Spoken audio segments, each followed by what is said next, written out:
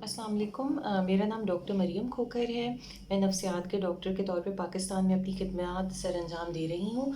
इससे पहले कि मैं मौजू के बारे में आपको बताऊँ, मैं आपसे सबसे पहले रिक्वेस्ट करूँगी कि नीचे दिए गए बेल बटन को प्रेस कीजिए, सब्सक्राइब कीजिए, ताकि आपको ज़हनी सेहत के हवाले से जो हमारी वीडियोज़ हैं वो विज़िबल हो सकें और आप ज़हनी सेहत को फैलाने में हमारे साथ जिस मरहले में चल रहे हैं इसको हम आगे लेके जा सकें।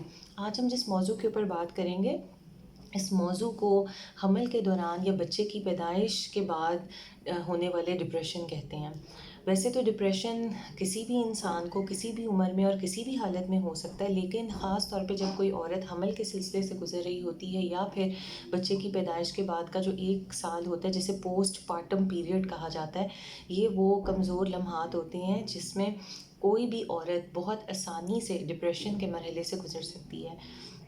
अगर हम इसकी शरह के बारे में बात करें तो पाकिस्तान में भी और इसके साथ साथ जो वर्ल्ड लेवल पे इसकी स्टैटिस्टिक्स मौजूद हैं वो कुछ यूँ हैं कि हर 5 में से 1 औरत या हर 3 में से 1 औरत जब हमल में होती है, बच्चे की पैदाइश के बाद का जो 1 साल होता है उसमें डिप्रेशन से गुज़र सकती है। सवाल ये पैदा होता है कि इस दौरान जो डिप्रेशन की अलामतें आती हैं, क्या ये वही अलामतें हैं जो हमने अपनी पिछली वीडियो में डिस्कस की थी, जो एक कोई भी शख्स डिप्रेशन की हालत में महसूस कर सकता है? हाँ जी, इसका जवाब हाँ में है।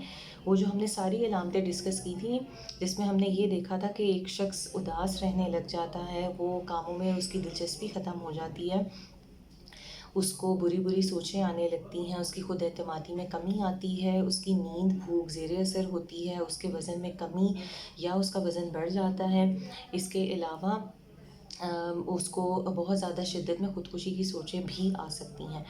अगर इसी चीज़ को इस हवाले से थोड़ा-सा ज़रा और बयान किया जाए तो मैं इस पे ये रोशनी डालूँगी कि जब एक औरत अपने बच्चे की पैदाइश के बाद के पहले महीने को गुज़ार लेती है तो उसके बाद डिप्रेशन आने के चांसेस ज़्यादा होते हैं।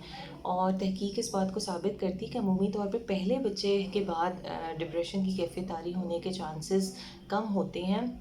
दूसरे, तीसरे, चौथे बच्चे के बाद डिप्रेशन के आने के इम्कानात ज़्यादा होते हैं, जिस पे औरतें कई दफ़ा ज़्यादा परेशान होती हैं कि ऐसा क्यों है? इसकी सारी बुनियाद केमिकल का दिमाग में ऊपर-नीचे होना है, या जो हमारे गायनेकोलॉजिकल हार्मोन्स होते हैं, उनके लेवल्स का ऊपर या नीचे होना इस बात की तरफ निशानदेही करता है। एक औरत के अंदर जब दिलचस्पी ख़त्म होती है तो वो अपने बच्चे का ख़्याल नहीं रख पा रही होती। बच्चे के रोने के ऊपर उसके अंदर वो एहसास पैदा नहीं हो रहा होता जो उसने पहले महसूस किया होता है, और यही बातें उसको परेशान कर रही होती हैं।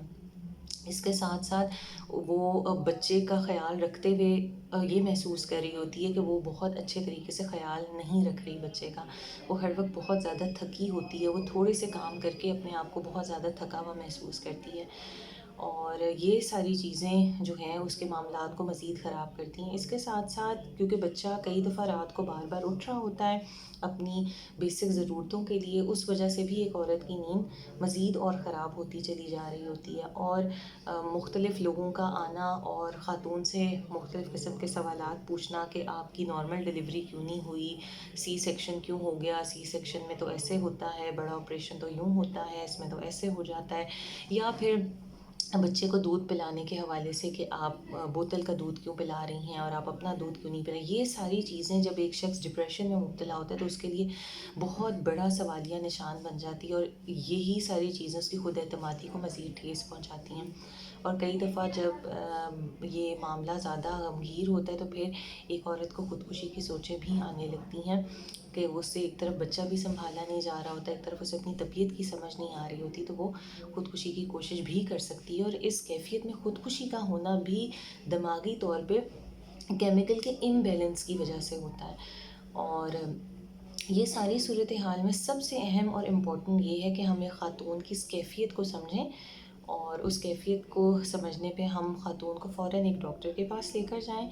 ख़ातून की मदद के लिए बच्चे की केयर में 1 یا 2 خواتین کو انوالو کیا جائے، خاتون کی دلجوئی کی جائے، اس کی خوراک کا خاص خیال رکھا جائے، رات کی نیند کے دورانیے جو ہے اس کو بڑھایا جائے، اس کو موقع دیا جائے کہ وہ آرام کر سکے۔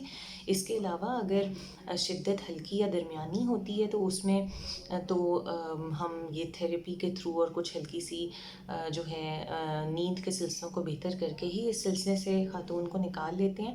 لیکن جہاں معاملات تھوڑی سی شدت میں آتے ہیں وہاں پر پھر ہم میڈیکیشنز دیتے ہیں جنہیں SSRI کہا جاتا ہے۔ اگر شدت ہلکی اور درمیانی ہے، بہت جلدی امپروو ہو جاتی ہے تو دوبارہ اس کے آنے کے امکانات کم ہے، لیکن اگر شدت درمیانی اور شدید ہے تو پھر 80 سے 90% امکانات ہے کہ جب خاتون دوبارہ حاملہ ہوگی یا دوبارہ بچے کی پیدائش کا مرحلہ ہوگا تو وہ اس کیفیت میں جا سکتی ہیں۔ مجھے امید ہے کہ آپ کو اس حوالے سے آپ کے ذہن میں بہت سے خدشات دور ہوئے ہوں گے۔ میں پر امید ہوں کہ آپ کے ذہن میں جو سوالات ہوں گے وہ آپ مجھ سے ضرور شیئر کریں گے۔ ہم انشاءاللہ اس حوالے سے آگے بھی اپنی ویڈیوز کو لے کر چلیں گے۔ آپ کے تعاون کا بہت بہت شکریہ۔